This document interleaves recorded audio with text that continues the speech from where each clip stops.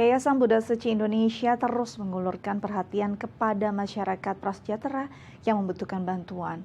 Para relawan Seci pun terjun langsung kepada masyarakat untuk melihat kondisi mereka. Tak terkecuali, relawan Seci yang terus aktif bersumbangsi meski di usia yang tidak lagi muda. Dengan mematuhi protokol kesehatan, mereka berusaha memberikan cinta kasihnya terhadap sesama. Memutuskan untuk menjadi relawan Seci pada tahun 2008, Yopi Budianto terus menjalankan misi Seci di bidang kemanusiaan.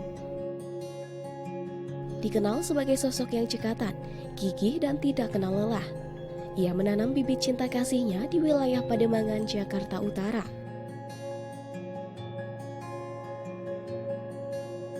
Tak lama setelah bergabung menjadi relawan Seci, pada tahun 2009, ia diberi tanggung jawab untuk memegang program bedah rumah dan membina warga di wilayah tersebut.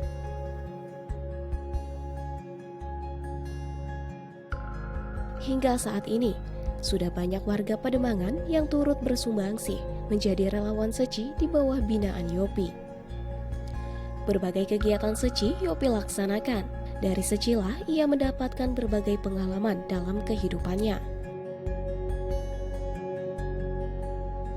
Tahun 2020, saat pandemi COVID-19 melanda Indonesia, Yopi sebagai barisan relawan Seci yang juga turut bergabung dalam tim tanggap darurat Seci, menyalurkan bantuan kepada masyarakat, baik pembagian sembako untuk masyarakat maupun bantuan medis ke sejumlah instansi. Sebenarnya COVID-19 ini dari pertama itu banyak sekali. Ya terutama pertama ya kirim APD ke Rumah Sakit Suryanti, Sulaso, Gatot Subroto, Kalores, udah tuh ke Dinas Kesehatan Dimkes, udah tuh kasih 13 puskesmas di Sunter, Tanjung Priuk.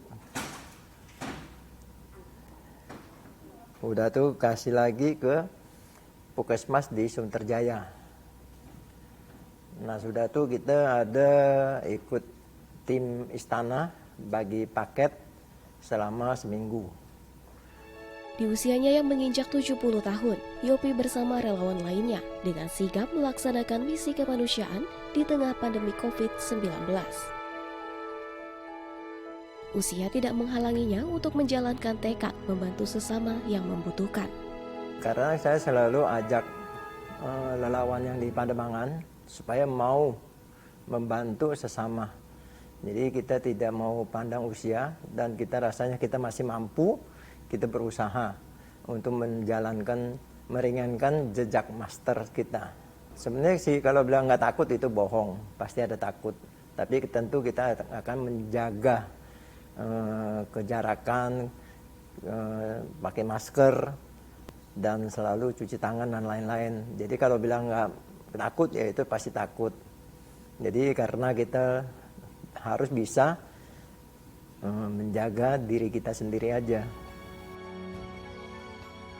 Selama 1 tahun masa pandemi, Yopi telah membagikan bantuan ke berbagai wilayah. Melihat secara langsung kondisi masyarakat yang terkena dampak pandemi, namun dengan membantu dan meringankan beban masyarakat, merupakan sebuah kebahagiaan tersendiri baginya. Karena ini Indonesia cukup luas, sehingga warga yang dampak itu masih banyak yang tidak kebagian untuk paket tersebut. Jadi kadang-kadang kita rasanya sedikit kecewa juga ya. Tapi karena luasnya Indonesia dan paket ini dibagi se-Indonesia ini, tentu kita tidak bisa memaksakan diri kita. Jadi kita rasa ya yang mana yang lebih dibutuhkan, yang butuh, ya kita bantu mereka dulu. Yang rasa mereka masih mampu punya, ya mungkin di kemudian hari aja. Ya kalau kita bagi untuk mereka itu, kita merasa mereka tuh bahagia. Itu juga sudah meringankan untuk mereka sendiri. Jadi kita juga yang sebagai relawan kita rasa suatu kepuasan kita lah. Sehingga kita melihat mereka bisa senyum, bisa ketawa, dan sangat berterima kasih pada yayasan kita. Kita merasakan satu kepuasan diri kita sendiri. Dan juga mungkin relawan yang ikut sertakan itu semua mereka juga rasanya bahagia juga. Hingga saat ini, pembagian bantuan tahap ketiga berupa 1 juta paket beras dan masker masih terus disalurkan ke seluruh Pulau Jawa. Saat ini, Yopi bertugas untuk mendampingi salah satu dari pengusaha peduli NKRI, yaitu Artagraha Peduli, untuk membagikan paket kemanusiaan peduli COVID-19 kepada masyarakat prasejahtera yang terdampak ekonomi. Kita selalu sedikit memberikan satu pandangan kepada yayasan juga, dan juga kita dampingin AGP juga, mereka juga ada lokasi yang binaan. Jadi kita selalu dampingin mereka, kita juga jelasin, jangan sampai ada yang merasa kok saya nggak dapet, kok dia dapet, sedangkan ekonomi dia lebih baik, kita lebih susah.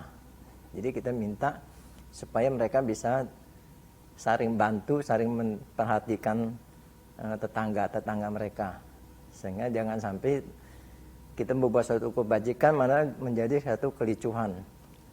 Jadi dari Artagraha Peduli, mereka sangat-sangat berterima kasih pada Yayasan Beras Seci sudah memberikan satu masukan untuk mereka juga.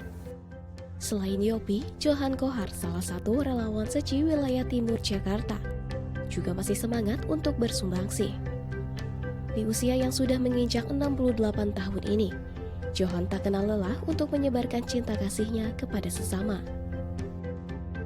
13 tahun sudah, Johan Kohar telah mengemban misi kemanusiaan bersama Seci. Dirinya yang juga merupakan seorang aktivis gereja, ingin mendalami agama dan mempraktikannya di masyarakat. Lewat Seci, Johan bisa memberikan lebih luas lagi welas asih dan ladang berkahnya di masyarakat. Kebetulan saya bersyukur saya dipercayakan sebagai Ketua Misi Amal di Kelapa Gading, Bauchi Timur. Dengan sendirinya, memang pada masa pandemi kita tidak bisa survei ke lokasi. Tetapi kan kita banyak cara. Kita akan, Master mengajar kita untuk bijaksana. Kita kasus tetap ada. Jadi kita tetap survei by phone. Nah, tapi kita tetap monitor keadaannya dengan sangat teliti. Seumpamanya kita minta dia foto-foto dia punya tempat tinggal dan kita wawancara. Jadi intinya adalah misi amal di Haji Timur di sekitar Kelapa Gading ini tetap berjalan walaupun pada masa-masa pandemi ini. Bagi Johan Kohar, bekerja kemanusiaan seolah menjadi kewajiban untuk dirinya. Selama pandemi, Johan masih aktif menjalankan misi amal Seci, seperti pembagian bantuan bagi para penerima bantuan Seci, dan juga pembagian 1 juta paket beras dan masker bagi masyarakat terdampak pandemi. Mereka kan sangat tidak punya apa-apa gitu loh. Kadang-kadang apalagi mereka yang sudah di PHK. Mengharapkan makanan aja sudah susah. Apalagi yang lain-lain, ya kan. Maka intinya adalah kedatangan kita itu, waktu saya ketemu sama seorang bapak itu, mereka itu sampai ketawa tuh lepas gitu loh. Karena sepertinya ketemu angel, kayak ketemu malaikat gitu loh. Karena siapa sih yang mengucurkan beras itu loh, satu karung 10 kilo, ya kan, walaupun 10 kilo. Tetapi dalam hati mereka, inilah yang saya nanti-nantikan. Dengan terjun langsung kepada masyarakat yang membutuhkan bantuan, membuat Johan Kohar banyak mendapatkan pengalaman dari para penerima bantuan, terutama melihat banyak masyarakat yang terdampak pandemi.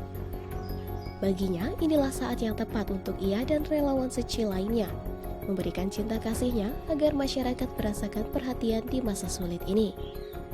Ya, sudah pasti karena kita akan diberi kesempatan. Master selalu mengatakan itu kita jangan melewatkan detik by detik, tetapi intinya kita harus melewati hidup itu dengan berarti. Jadi bukan kita takut dengan bukannya menantang pada saat pandemi ini, bukan. Tetapi kan kita juga ada cara seperti apa yang sudah diarahkan oleh pemerintah, yaitu kita harus cuci tangan, pakai masker, jaga jarak. Ya, protokol kesehatan itu kita tetap jalani, kita yakin kita bisa tetap berjalan dimanapun. Saya rasa ya bagi kita untuk bersumbangsi pada pandemi ini ya sangat menantang. Tetapi itulah yang bisa kita lakukan pada saat-saat pandemi melanda dunia. Kita juga sebagai relawan suci tetap bisa bersumbangsi. Itu suatu saat yang indah banget dan juga sudah pasti menyenangkan hati Master. Dengan semangat cinta kasih dan menyebarkan kebajikan terhadap sesama, para relawan suci yang telah berusia senior terus memanfaatkan waktunya demi tersalurkannya bantuan yang tepat sasaran. Tim Liputan, DAI TV.